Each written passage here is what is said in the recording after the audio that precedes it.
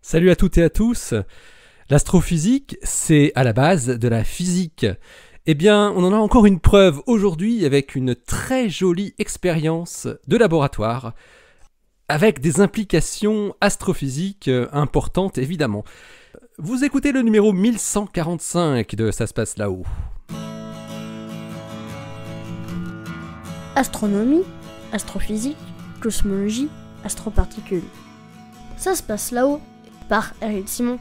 On le sait, le milieu interstellaire est peuplé de champs magnétiques, dont on ne comprend pas bien les processus de production et surtout d'amplification dans les plasmas astrophysiques.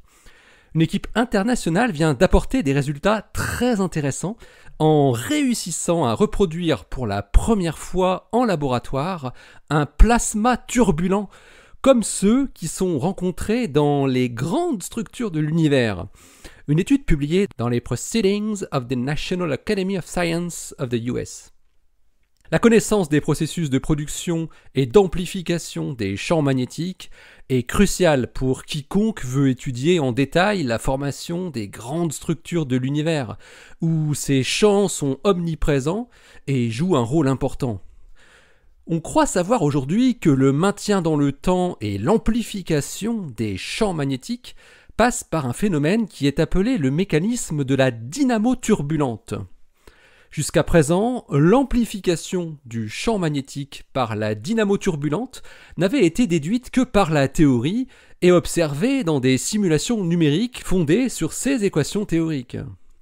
Archie Bott de l'université de Oxford et ses collaborateurs américains et français ont monté une collaboration qu'ils ont simplement nommée T-Dyno pour aller faire des expériences auprès de l'installation Omega Laser Facility du Laboratory for Laser Energetics de l'université de Rochester. Ils y avaient déjà effectué quelques campagnes expérimentales il y a 2 ans, au cours desquelles ils avaient prouvé l'existence du mécanisme de dynamo turbulente. Mais aujourd'hui, ils vont un cran plus loin en étudiant de près le phénomène d'amplification du champ magnétique qui est induit par la dynamo turbulente, en le suivant de façon dynamique. Alors les lasers du Omega Laser Facility ne sont pas des lasers comme les autres. Ils délivrent une grande énergie dans un très court laps de temps. 500 joules en 1 nanoseconde, répété 10 fois ici pour l'expérience. 500 joules en 1 nanoseconde, en termes de puissance, ça fait 500 gigawatts. La puissance qui est produite par environ 500 centrales nucléaires simultanément. Alors heureusement que c'est sur une durée extrêmement courte. Avec ces faisceaux laser, les physiciens peuvent produire des plasmas très chauds à partir du gaz, qui ont les caractéristiques du plasma rencontré entre les galaxies à l'intérieur d'un amas. Ils effectuent 3 types de diagnostics pour caractériser à la fois le plasma et le champ magnétique. La distribution spatiale du plasma dans la zone d'interaction turbulente est investiguée par une radiographie dynamique par rayons X. Mais les rayons X émis par le plasma. Les propriétés du plasma lui-même sont étudiées par diffusion Thomson optique. Et la mesure des champs magnétiques, elle, est obtenue par une imagerie protonique, sur laquelle il faut s'arrêter un instant, car elle n'est pas très conventionnelle. Pour cette imagerie protonique, permettant de cartographier l'intensité du champ magnétique, Bott et ses collaborateurs utilisent une microcapsule de 420 microns de diamètre d'un mélange de deutérium et d'hélium-3 gazeux sous pression, qu'ils font imploser au même moment que la production du plasma turbulent et du champ magnétique, en l'irradiant par 17 faisceaux laser de 270 joules avec des pulses de 600 picosecondes, ce qui fait une puissance de 450 gigawatts.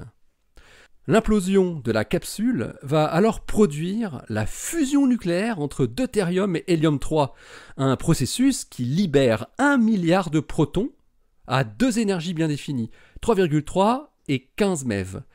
Et ces protons vont traverser la zone du champ magnétique, située à 1 cm de la capsule, pour être détectés 28 cm plus loin, après avoir été partiellement déviés par les lignes de champ magnétique. On peut ainsi mesurer en même temps la forme des lignes de champ et l'intensité du champ. Les champs magnétiques galactiques primordiaux sont générés avec une intensité beaucoup plus faible que celle qui est observée aujourd'hui dans la plupart des amas de galaxies. Les mouvements stochastiques du plasma peuvent ensuite amplifier l'intensité des graines, entre guillemets, de champ magnétique, via des étirements, des torsions et des recombinaisons du champ. Mais la vitesse de cette évolution, ce qu'on appelle le taux de grossissement du champ magnétique, selon le modèle théorique, doit être différent selon les échelles spatiales des turbulences du plasma, élevé aux plus petites échelles et faible aux grandes échelles.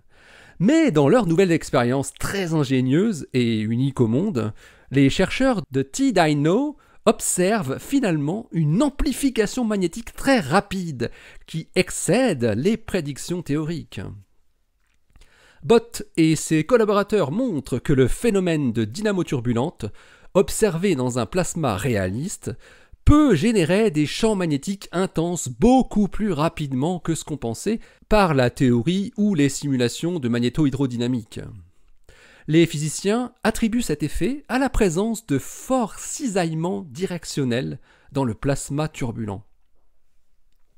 Ces résultats donnent ainsi des pistes d'explication pour l'origine des champs magnétiques colossaux qui sont observés dans les amas de galaxies. Et ils ouvrent également la porte à d'autres recherches en laboratoire de processus astrophysiques qui sont liés de près ou de loin à la turbulence des plasmas. L'article de Archie Bott et ses collaborateurs est paru dans PNAS, le volume 118 daté du 16 mars 2021. Il porte le titre « Time Resolved Turbulent Dynamo in a Laser Plasma ». Allez, d'ici la prochaine, portez-vous bien, restez bien les yeux vers le ciel et les pieds sur terre. Salut.